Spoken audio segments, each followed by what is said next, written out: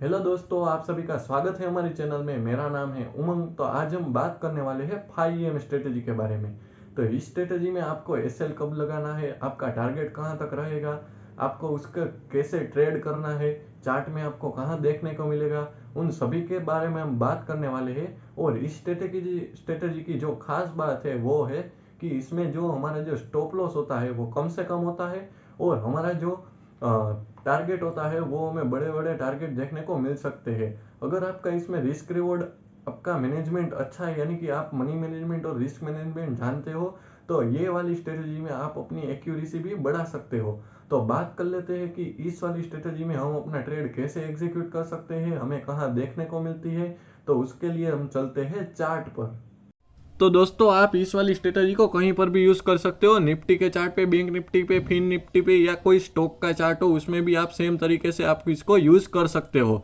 तो चलते हैं सबसे पहले हमारे इंडिकेटर के सेक्शन में। तो आपको एक इंडिकेटर लगाना पड़ेगा जिसका नाम है ईएमए। तो उसका एक्सपोनेंशियल मूविंग एवरेज करके जो इंडिकेटर आएगा उसको आपको सिलेक्ट कर लेना है। तो इधर मेरे पास तो ऑलरेडी लगा हुआ है, तो मैं एक रिमूव कर देता हूँ।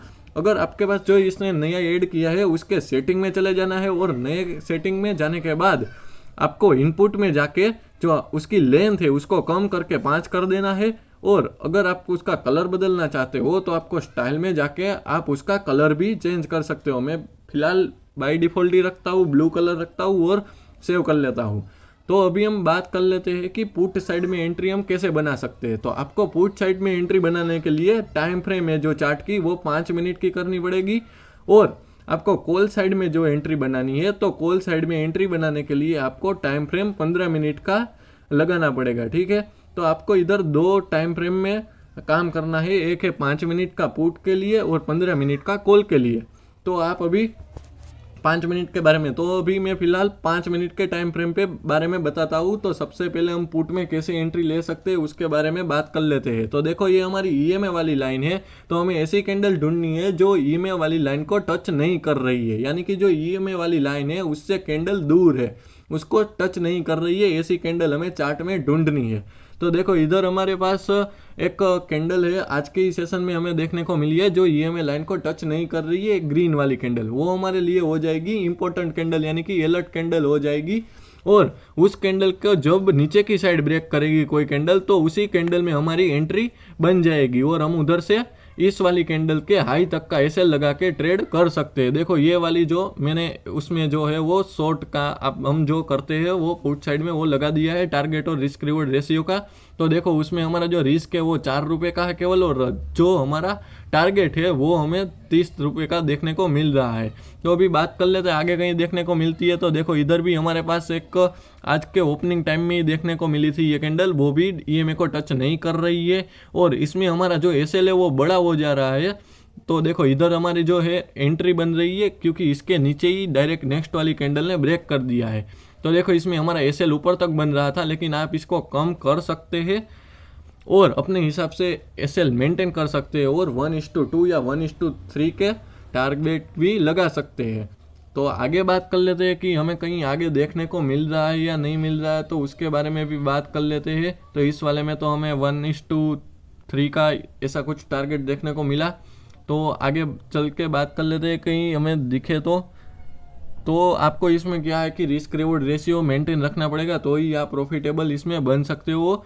तो देखो, इधर भी हमें एक देखने को मिल गया है, ये ग्रीन वाली कैंडल है जो वो ईएमए लाइन को टच नहीं कर रही है, यानी कि हमारी एंट्री उसकी नेक्स्ट वाली कैंडल में बन जाएगी जैसे ही वो उसके लो को ब्रेक करता है।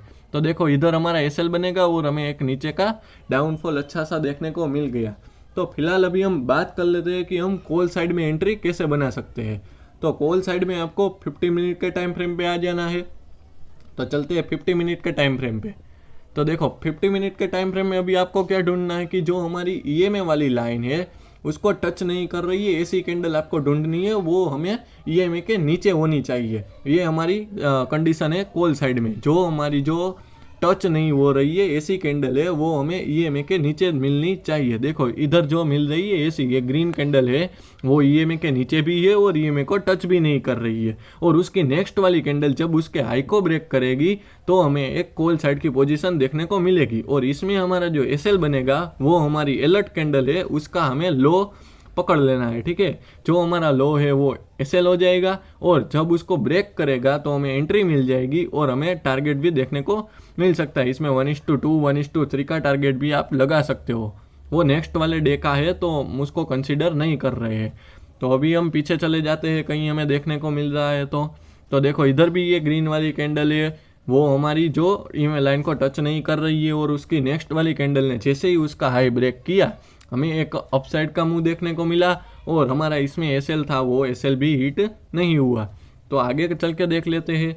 तो मैंने बताया आपको इसमें 1:2 या 1:2 से ज़्यादा ही रिस्क रिवॉर्ड रेशियो रखना है ताकि आप end of the month profitable ही रहे और आपका जो अकाउंट है वो आपका क्या बोलते हैं कि ग्रो हो सके। तो इसमें देखो इधर भी हमें एक देखने को मिला और वो नेक्स्ट डे के लिए हमें BTST में भी काम आया। और इधर भी आप देख सकते हो, इधर भी हमारा जो है वो टच नहीं कर रही है और वो भी हमें एक BTST के लिए यूज़ हो रही है। तो देखो इधर भी हमें एक देखने को मिली है, रेड वाली कैंडल है जो वो टच नहीं कर रही है और उसकी नेक्स्ट वाली कैंडल जब भी उसके हाई को काट रही है यानी कि ब्रेक कर रही है तभी हमें एक अपमूव देखने को मिल रहा है और इसमें भी हमारा एसएल हिट नहीं हुआ है। तो आपको एक बात का ध्यान रखना है, देखो इधर हमको एक कैंडल देखने को मिली है जो ये सबसे पहले वाली कैंडल है, रेड कैंडल, वो टच नहीं कर रही है लेकिन वो उसके बाद वाली कैंडल है उसके हाई को भी नहीं निकाल रही है। देखा आपने, वो नीचे जा रही है। तो हमें इसमें ट्रेड नहीं करना है। ऐसा आपको दिखे तो आपको 5 मिनट में ट्रांसफ़र हो जाना है और पुट साइड की पोजीशन आपको 100% देखने को मिलेगी। तो आप ये नीचे वाला जो मूव आया वो कैप्चर कर सकते हो। तो अभी हम बात कर लेते हैं कि इसमें हम रिस्क रिवॉर्ड रेशियो कैसे मैनेज कर सकते हैं, तो उसके बारे में बात कर लेते हैं। तो देखो इधर हम 1:1 का एक रिस्क रिवॉर्ड लेते हैं और एक 1:2 का लेते हैं। तो अभी मैं दोनों में डिफरेंस आपको बताता हूँ। मानो कि आप 3 ट्रेड करते हो दिन के, तो पहले ट्रेड में आपको लॉस होता है, दूसरे ट्रेड में आपका टारगेट हिट होता जाता है। तो आप 1:1 में होगे तो आप न तो प्रॉफिट में रहोगे ना ही तो आप लॉस में रहोगे। अगर आपने उसके बाद तीसरा ट्रेड किया और उसमें जो लॉस हो गया तो आप ओवरऑल लॉस में ही डे क्लोज करोगे, ठीक है। तो उसके अच्छा है कि आप 1:2 में ट्रेड करो और 1:2 में आपका एक ट्रेड फेल हो जाता है और एक में प्रॉफिट हो जाता है तो आप प्रॉफिट में ही रहोगे और आपको तीसरा ट्रेड लेने की हिम्मत भी रहेगी, ठीक है। तो इसमें से आप 10 ट्रेड लेते हो यानी कि 10 ट्रेड में इसमें से 6 ट्रेड आपके सक्सेस हो जाते हैं तो भी आपको प्रॉफिट ही होगा, ठीक है। आप end of the month profit में ही रहोगे। तो इसमें जो हमारी एक्यूरेसी है वो 60 से 70% की आ सकती है अगर आप proper risk reward ratio manage करें तो मिलते हैं नए वीडियो में।